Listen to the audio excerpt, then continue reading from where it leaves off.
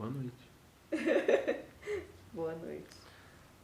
Então, a gente está começando esse podcast. Eu e Liu, colegas de casa e consultório, e de muitos outros projetos. E de ideais comunistas. Ideais comunistas e, enfim, projetos sempre maiores e sempre melhores. E a gente pensou em fazer esse podcast para a gente compartilhar um pouco com vocês nossas brisas e, enfim.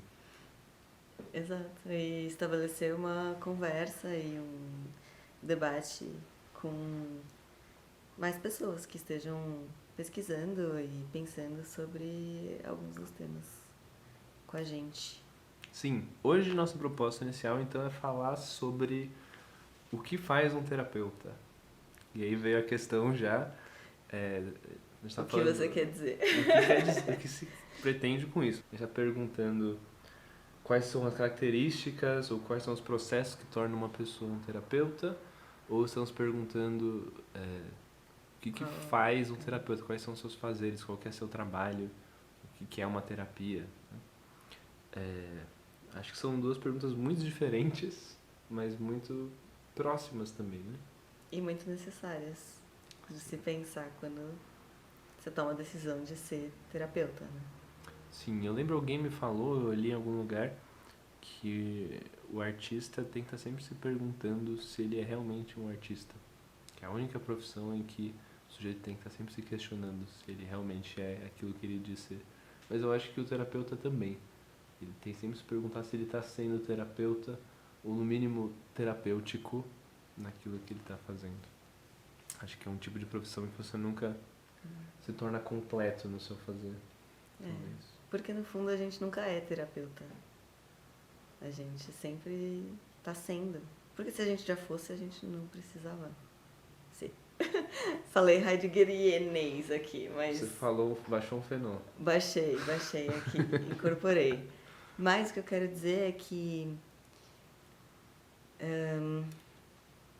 especialmente nesse tipo de trabalho que é tão íntimo, tão próximo, né? Sem o fazer, não existe ser psicólogo. Então, não acho que exista algo como um psicólogo teórico. Uhum. Porque o próprio exercício que a gente se propõe a fazer, que é conhecer as pessoas, é entender ou compreender fenômenos. Mas eu acho que a gente está, going ahead of ourselves. Sim, mas eu E a achei gente já está respondendo interessante. coisas muito mais pra frente. Eu acho que a gente pode começar de um jeito um pouco mais sistemático, né? Uhum. Então, o que faz um terapeuta, um psicólogo? Acho que a gente pode delimitar um pouco mais o campo, perguntando o que nós fazemos, ou o que a gente acredita que a gente faz. Porque eu teria um pouco de dificuldade de dizer o que faz, talvez, até assim, já restrito a um psicanalista, eu que gosto de psicanálise, porque é uma grande briga isso, né? As correntes diferentes de psicanálise discutem muito o que é o fazer do terapeuta e discordam bastante o que é uma psicanálise. Estão sempre jogando essa acusação contra o outro. Você não faz psicanálise! Não, você não faz psicanálise! Um negócio bem violento. Então eu gostaria de dizer que eu estou dizendo o que eu acho que é o meu trabalho psicanalítico e te convido a fazer o mesmo, dizer o que você acha que é o seu trabalho. Acho que a gente pode fazer assim para ser menos prepotente. Sim. E também Acho digníssimo. chegar mais perto da experiência, né? Já que você trouxe que a experiência é o que faz um terapeuta, eu acho que a gente pode começar por aí. Boa. Quer começar? É sempre difícil responder essas coisas. Porque acho que o ser terapeuta é um processo tão fluido e tão constante que acredito que o meu pensar sobre o que é terapia também está sempre mudando, né? Uhum. Mas acho que eu me enrolei muito. Você quer que eu comece? Não sei. Talvez, pode começar. Tá bom. Então, a gente estava conversando um pouquinho antes, eu dei uma definição preliminar, vou tentar retomá-la e expandi-la. Acho que, pra mim, eu, Daniel Modós, não estou dizendo que eu para todos, acho que ser terapeuta é ajudar o paciente. Eu gosto de dar esse nome paciente, não cliente, porque eu acho que eles têm que ser muito pacientes conosco. Ajudar o paciente a se entender melhor. Então, acho que tem esse eixo assim que é muito genérico, mas é porque é um trabalho muito amplo mesmo. O que é se conhecer melhor e se entender melhor? Eu acho que é um processo multifacetado. Se entender melhor com os outros, se entender melhor consigo mesmo, entender melhor aquilo que você deseja e aquilo que você não se permite, entender melhor aquilo que você acha que vale a pena para além de você mesmo e aquilo que vale a pena a despeito dos outros. São muitas facetas dessa mesma coisa e por isso que a terapia pode durar anos, até porque durante a terapia a pessoa se transforma e se vê com questões diferentes à medida que vai avançando, né? Se a gente quiser, dá pra ter pano pra manga a vida inteira da gente se entender. A gente nunca vai ter se entendido completamente. Quando a gente entender um pedacinho, ainda vai faltar um montão. Sem falar da parte que está se criando, se transformando, né? Então, acho que em primeiro lugar seria essa noção principal de se conhecer. Eu acho que a grande articulação teórica para mim, enquanto psicanalista, é pensar no inconsciente. Então, pensar aquilo da gente que a gente não reconhece como nosso, mas que nos atravessa. Esse jogo de forças que está para além do nosso conhecimento, que nos precede, a gente está aqui antes da gente nascer também, né?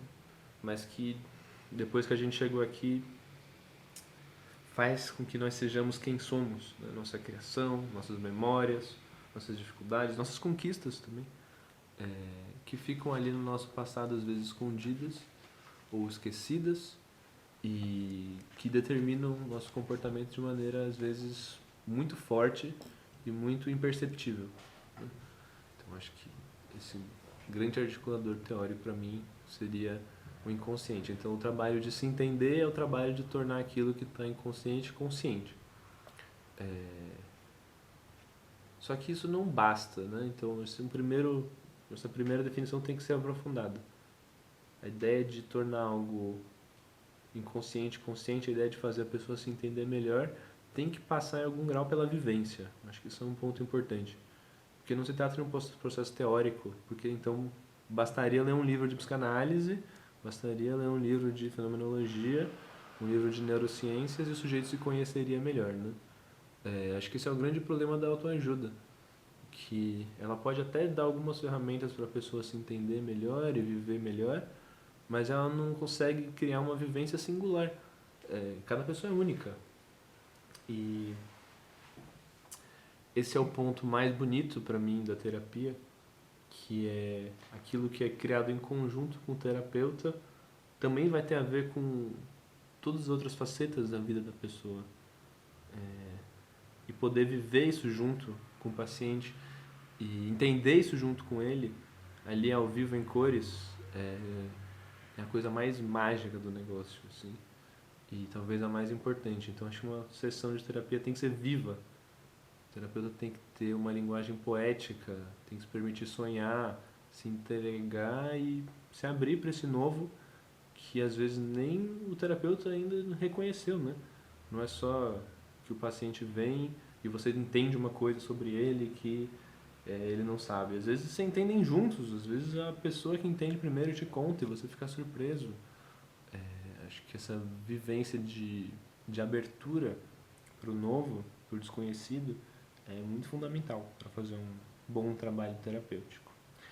Mas esses são meus R$ 5,500 estão faltando, então fico por aqui. Eu acho. Se tiver mais alguma ideia, compartilhe.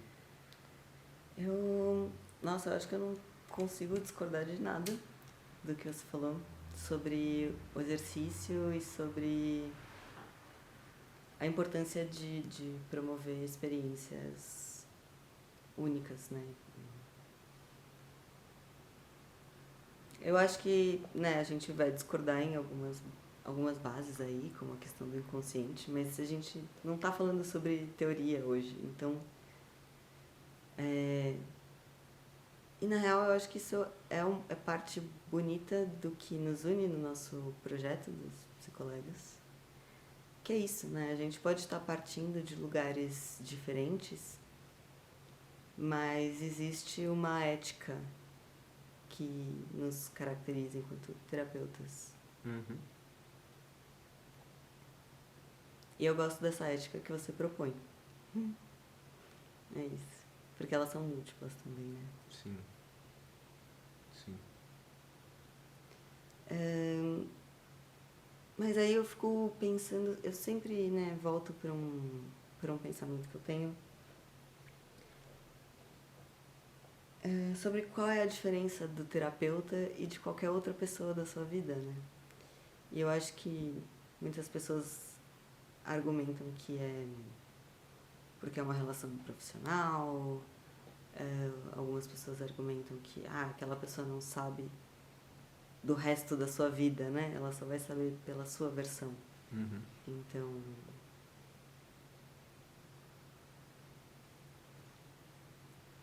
Mas quando a gente sai dessas necessidades um pouco rígidas, do tipo, o terapeuta tem que ser uma página em branco, não pode se saber nada um do outro. Quando a gente questiona isso, de fato, o que resta que diferencia um terapeuta do resto das pessoas das nossas vidas? Essa é uma boa pergunta. É uma pergunta retórica ou é pra eu responder? Não, é pra gente conversar, é pra você responder. E já que a gente tá falando, né, do que faz, eu acho que é algo relevante de se entender, né? Uhum. Por que a gente existe? O que faz necessário existir a categoria terapeuta? Uhum. O que você Que é acha? diferente do resto das pessoas do mundo. Sim. O que você acha que diferencia ou nada?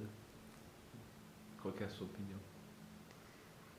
Não, eu acho que tem algo que diferencia, mas que é da esfera da nossa historicidade, né? Atual. Que é uma formação, que é um papel social, que é... Enfim, tudo isso que a gente carrega, né? Desse momento que a gente vive. Uhum. Mas, assim, em termos da essência da experiência terapêutica, se a gente conseguisse se aproximar ao máximo dela, você pode ter uma experiência terapêutica conversando com um amigo, Claro. ou pintando um quadro, Uhum. ou fazendo sexo. Com certeza. E então, por que essas pessoas não são terapeutas se a gente vive processos terapêuticos tão intensos com elas? Uhum. Qual é essa diferença? Sim. Pensei em algumas coisas. Sim, eu acho que pessoas não treinadas podem ser terapeutas por momentos, né?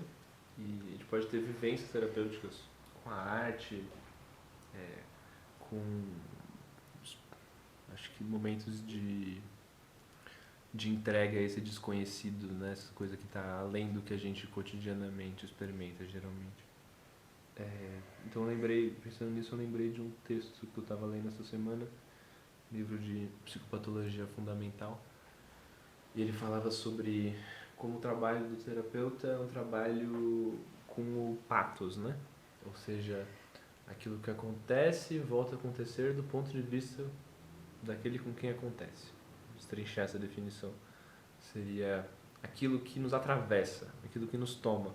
O pathos estaria então em oposição ao logos. O logos como um discurso que é composto, pré-preparado, ligado às formas platônicas e definidas, eternas, e o pathos como algo sempre em transformação, sempre cambiante, muito somático, que realmente nos pega. Então, ele usa uma definição, Manuel Berlink usa uma definição de terapia que ele liga com essa ideia de patos.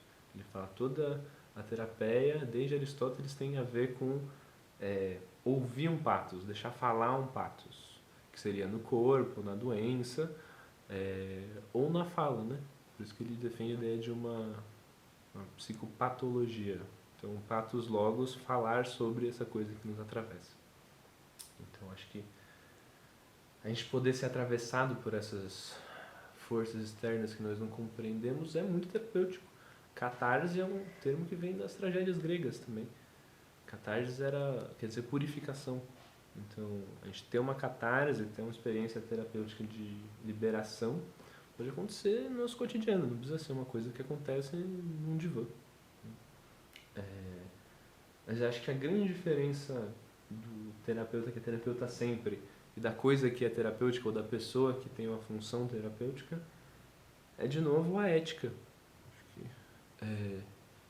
a ética do terapeuta, essa ética que não é de isenção, porque ele está extremamente aplicado, implicado, na verdade, no que está acontecendo, mas é uma ética em que o seu desejo tem que ficar um pouco de lado.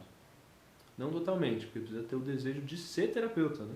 O desejo de escutar, o desejo de querer ajudar, mas não é um desejo de querer ajudar que esconda ou atropele ou tente moldar esse patos, essa força do outro. Então, acho que a ética do terapeuta é a ética que permite que o desejo do outro apareça. Acho que essa é, para mim, a definição. Assim.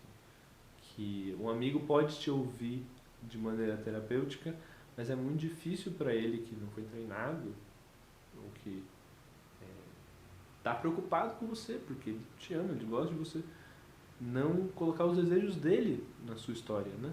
No sentido de te dizer, não fique com esse aí não presta. Ou te dizer, nossa, vai ficar tudo bem, sua mãe vai melhorar do que está passando. Ou te dizer, cara, sai dessa, você merece melhor que isso. O amigo fala essas coisas, são coisas importantes de ouvir, é um papel importante o papel do amigo. Não estou desvalorizando, nem desmerecendo. Mas é um papel em que o desejo dele vem primeiro, por se importar, não por maldade. Eu acho que o terapeuta faz alguma coisa diferente, que é, para poder ajudar, deixa seus desejos de lado. Para poder ajudar, não dá conselho. Para poder ajudar, se abstém um tanto de ajudar. Né? Que não quer dizer uma folha em branco também, né? A gente vive num contexto político, a gente fala com uma linguagem que tem certos conceitos ideologicamente determinados. Acho que em algum momento a gente podia falar de ideologia no nosso podcast, ia ser legal. Mas para mim a diferença é essa, eu acho. Uma diferença ética, em primeiro lugar. Quando você estava falando, eu estava lembrando um pouco da noção de cuidado, né? E como a gente, na FENAN, trabalha com alguns tipos de cuidado, que são cuidados dos dois tipos básicos, que é o substitutivo e eu esqueci o termo agora, mas eu vou usar libertador. E como o primeiro, o cuidado substitutivo, ele está pautado numa recusa do outro enquanto um ser dele próprio, né? Então, você substitui a pessoa. Então, quando alguém dá um conselho, você tira da pessoa a possibilidade dela fazer aquilo por ela mesma, né? Ou quando você dá uma ordem, ou quando, enfim. Sim. Ou quando você faz alguma coisa por alguém e impede essa pessoa de aprender a fazer aquela coisa. Então, o que você diz é que as outras pessoas da nossa vida têm mais facilidade de entrar nesse lugar do cuidado substitutivo, né? Sim. De querer decidir por você e aviltar a sua liberdade de decidir. Porque ela tem um desejo, né? E o outro tipo de cuidado, que é o que eu estou chamando de libertador, mas depois eu procuro qual é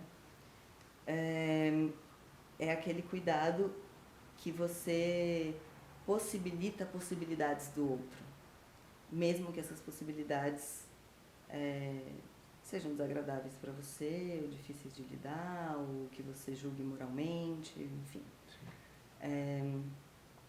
Então, que seria aquele... Você cuida do caminho que essa pessoa pode traçar. Você não pega ela pela mão e leva para o caminho que você acha certo.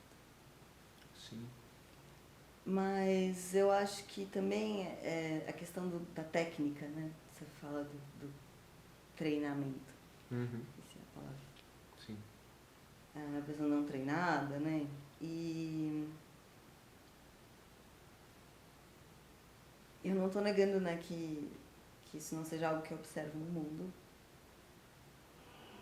Pelo menos para os padrões que a gente estabeleceu como terapia, né? Mas às vezes a gente, né, enquanto terapeuta, a gente escorrega e cai no cuidado substitutivo. Sim. Às vezes a gente não é terapêutico, sabe? É verdade. Às vezes a gente só é ineficiente nessa expectativa que a gente criou de ser terapêutico. E às vezes não sei, um pai compreensivo que cria, ou uma mãe, né, que cria seus filhos com a proposta de dar liberdade para essas pessoas. E fazem isso bem, né? Aí, né, não sei onde... eu acho que talvez a separação fique numa questão de frequência, é isso? Eu acho que... Sim. Uma questão de, talvez... disponibilidade, eu diria. Mas eu acho que um pai pode ser terapeuta, sim. Às vezes você vai pegar a história da psicanálise, aconteceu várias vezes. O pequeno Hans do Freud é tratado pelo pai. O Winnicott ensina para as famílias como lidar com os pacientes. E as famílias fazem algo de terapêutico. Eu acho que o ideal seria criar uma sociedade mais terapêutica, né? Uma sociedade que promove responsabilidade, que é aquilo que você chamou de um cuidado libertador, eu acho que eu chamaria de responsabilidade, porque eu acho que o sujeito, que ele mais quer é não se responsabilizar por si mesmo, ele mais quer que alguém lhe diga o que ele deseja, o que ele quer, quem ele deve ser. Mas isso é uma coisa que a gente pode falar num outro momento. Num sim, outro com momento, certeza. que é muito interessante. Sim, a questão da alienação. Eu acho que a gente pode entrar fundo nessa. Eu acho que nesse sentido, o perigo da relação muito próxima está sempre à espreita, né? Não acho que um pai ou um amigo pode ser o terapeuta o tempo todo. A gente não pode também, por isso que a gente só faz naquele período ali de 50 minutos, porque é muito difícil se abster não, mas se tomar cuidado para não impor os seus desejos sobre o outro. Eu tinha um supervisor que dizia, ele tinha um quadro do Magritte no consultório dele, que é o quadro do terapeuta. Você sabe quem é? Sei. E o terapeuta no quadro do Magritte é uma pessoa que é só um chapéu, um casaco e um caminho. Ele não tem rosto, ele não tem corpo. Claro que nós temos rosto, temos corpo, eu até acho importante que a gente tenha. Acho que ele levava as coisas um pouco longe demais, esse supervisor. Mas ele insistia com a gente, ele apontava para o quadro e dizia: vocês têm que ser nada. Você não pode querer nada. Indeterminação, você tem que ser, exatamente, você tem que ser um nada para que o paciente possa mostrar quem ele é. E eu acho que ele exagera, porque nós somos alguma coisa, nós temos um corpo, temos uma linguagem, temos uma cor, temos uma raça, um gênero, não dá para fugir disso. É uma classe social também, importantíssimo. E temos que reconhecer isso, né? Mas tem algo da ideia de ser um nada que é importante, que é ser uma abertura, né? Ser um continente, eu acho que o Antonino Ferro diria, onde o paciente pode colocar os seus conteúdos, os seus contidos, né? E se você não for continente, vai ser você que vai estar jogando seus contidos no paciente, que às vezes pode não estar pronto para receber isso, ou pode usar de uma maneira a se tornar menos responsável por ele mesmo. Mas de alguma forma a gente também precisa ser muito, porque continente tem que ser algo que é capaz de conter o que está sendo ali despejado, porque senão ele não contém mais, né? E então o terapeuta ele precisa ter um corpo forte, né? Simbolicamente. Sim. Os fenômenos vão me massacrar por falar simbolicamente. Mas... vícios de linguagem. Mas essa ideia, né, de que existe um corpo demandado para exercer uma função terapêutica e que é um corpo forte o suficiente para dar conta do que vai ser colocado ali, naquele espaço terapêutico, né? E algumas vezes esse corpo que é demandado de nós vai ser muito forte, vai ser uma barragem, sabe, de metros e metros e metros cúbicos de concreto. Sim. E às vezes uma tigelinha de cerâmica dá conta, né? E é importante pensar nisso porque, embora de alguma forma a gente busque criar esses espaços que podem ser caracterizados como vazios, né? É isso que você está falando, não ocupar o espaço com o seu desejo, mas, né?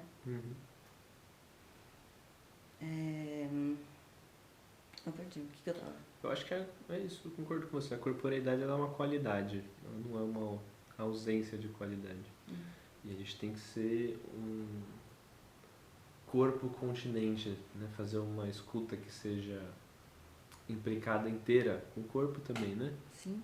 Que se debruce, que se dedique, que se envolva, né? Que ele aponta ali para segurar, é um fazer, né? Não é uma ausência completa. Eu acho que eu concordo com isso. Tem um perigo muito grande em imaginar o fazer terapêutico como uma ausência. Porque daí a gente fica, parece, além de toda ideologia, além do bem e do mal, e além do nosso corpo, além de nossa situação histórica, né? Nossas características ônticas, você diria. E não estamos além de tudo isso, pelo contrário, estamos muito nisso. Não dá para cair do mundo, como diria o Freud. Nascemos nele e estamos aqui até o fim. E nós somos jogados na existência, como diria Heidegger. É nóis. Eu li em algum lugar que a palavra para ser lançado no Heidegger é a mesma palavra do Freud do desamparo originário. Olha só. Tinha que caçar onde eu achei isso aí. Dá um tema bom, desamparo, hein? Opa! No, too close to home. Depois de mais análise, a gente fala desse aí, quando nós dois estivermos bem amparadinhos. E é isso aí. No fim, acho que, como de costume, a gente não deu uma resposta muito definitiva para as perguntas. Mas algumas reflexões sobre as diretrizes éticas, né?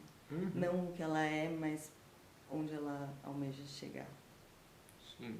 Pô, a gente não vai resolver o que é ser terapeuta aqui na sala de jantar em 50 minutos. Bebendo uísque. Bebendo uísque, né?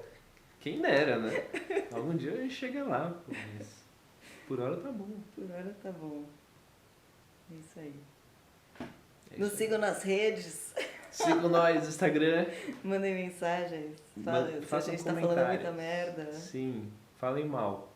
A gente gosta de críticas. Eu.